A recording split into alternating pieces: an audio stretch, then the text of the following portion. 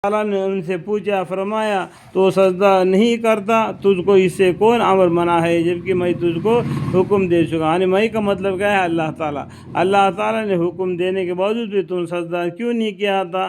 कहने लगा कि मैं उससे बेहतर हूँ।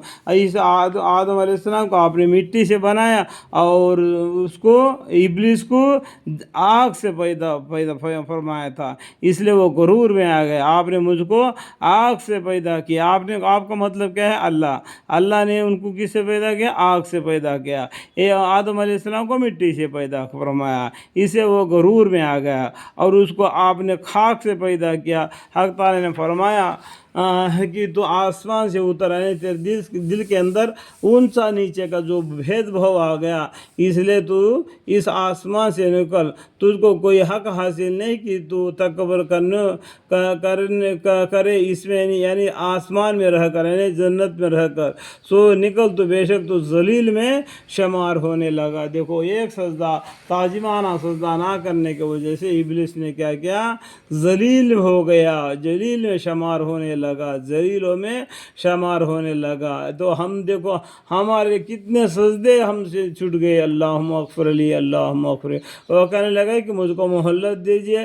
जो शैतान ने, वो मलमूल ने क्या किया, और जलील ने क्या किया, मेरे को मोहल्लत दे दो तो कुछ दिन के लिए मैं जो आदम अलैहिस्सलाम की जो औलाद होगी उनको गुमराह कर दूंगा, उनको होशियार दिलाऊंगा और उनको आपके सीधे रास्ते से बैठकर और उनको गुमराह करके मेरे रास्ते पर ले आऊँगा, क्योंकि इंसान है, इनको गुमराह कर दूंगा बोल के उसने अल्लाह ताला से इजाज़त ली। वह कहने लगा कि मुझको मोहल्लत दीजिए क़यामत के दिन तक।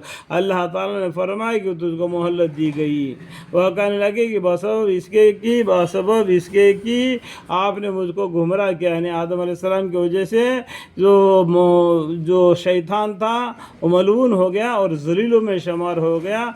तो उसने कहा मुझको गुमराह किया है, मैं कसम खाता हूँ कि मैं उनके लिए आपके सीधे राह पर बैठूँगा। कसम खा के बोलता है शैतान, फिर उन पर हमला करूँगा, उनके आगे से भी और उनके पीछे से भी और उनके दाहिने जानब से भी और उनके बाएं जानब से भी, और आप उनमें अक्सरों को एहसान मानने वाला ना पाएंगे। जितना एहसान जो आपने किया उसको शुक्रगुजारी करने वाला ना पाएंगे। इस तरीके से उसने क्या किया, अल्लाह से इजाज़त ले लिया। इजाज़त लेके वो शैतान अपना ड्यूटी कर रहा है। अल्लाह ताला ने इंसान को बताया ये तुम्हारा सिरिया दुश्मन है, इससे तुम बचकर हो करके कुरान के जरिए हमको हिदायत दे रहे हैं अल्लाह ताला ने फरमाया कि यहाँ से जलील व खोर होकर निकल, जो शख्स उनमें से तेरा कहना मानेगा मैं ज़रूर तुम सब से जहन्नम को भर दूंगा। उस टाइम पर अल्लाह ताला ने क्या फरमाया, गुस्से में आके भेद कहने मैं ज़रूर तुम सब से जहन्नम को भर दूंगा,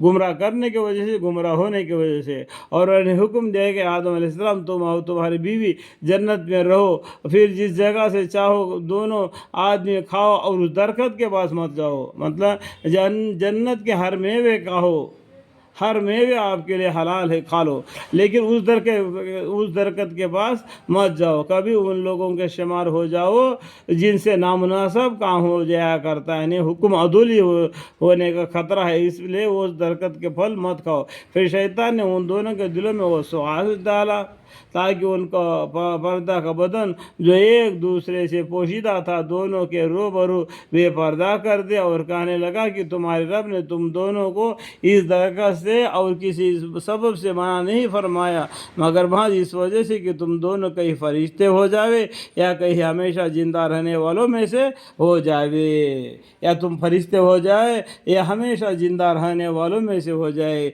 इसलिए अल्लाह ताला ने तुमको उस दरख्त से मना किया है, उस दरख्त का फल खाओ, ये तो तुम फरिश्ते बन जाओगे या हमेशा जिंदा रहने वालों में से हो जाओगे। इस तरीके से उनको हौसला दे दिया। उन दोनों के रूबरू खाई, कसम खाई कसम खा के यानी झूठे कसम खा के मतलब यकीन जानिए कि मैं आप दोनों का खैर ख्वाह हूँ। सो उन दोनों को फरीब से नीचे ले आया, उन दोनों को धोखा दे के जन्नत से दुनिया में लेके आ गया।